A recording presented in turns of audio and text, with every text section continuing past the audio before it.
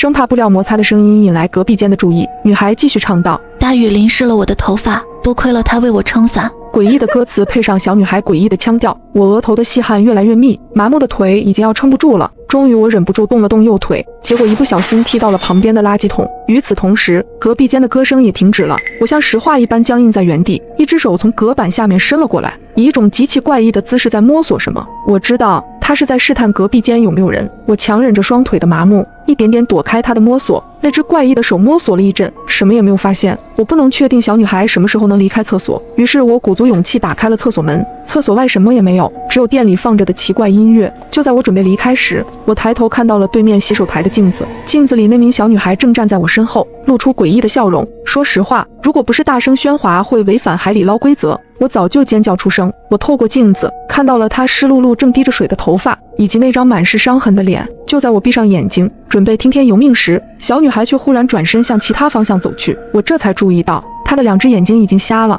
回到座位后，我惊魂未定地环顾四周，发现顾客少了2位，分别是老师和网络主播。就在疑惑之际，食物的香味飘到我的鼻腔里，我这才发现服务员已经帮我把虾滑下好了。经过这一夜的惊魂，我的肚子早就饿了，正准备吃点虾滑垫垫肚子，忽然感到脚下有什么东西在蹭我。我低头一看，一只小狗正趴在我的脚下。我倒吸一口凉气，因为这只小狗没有皮毛，它不会就是规则里提到的宠物狗吧？我急忙把番茄锅里的虾滑端到小狗面前，小狗把头伸向盘中大快朵颐。它每多吃1块虾滑，皮肉就长出1分。一整盘虾滑吃完后，它恢复成正常小狗的模样。就在这时，厕所发出一声巨响，网络主播从厕所里冲出来，头发凌乱，眼神恍惚。色眯眯的老师也从厕所里出来。你这个恶魔！老师挑了挑眉，神态淡漠。不是苏小姐你约我的吗？网络主播咬牙切齿。要不是你骗我说已经找到了隐藏的规则制定者，我才不会委身。老师打断了网络主播的话。看看你杯子里的饮料吧。网络主播这才缓过神来，他惊恐地看向桌子，他的杯子里空空如也。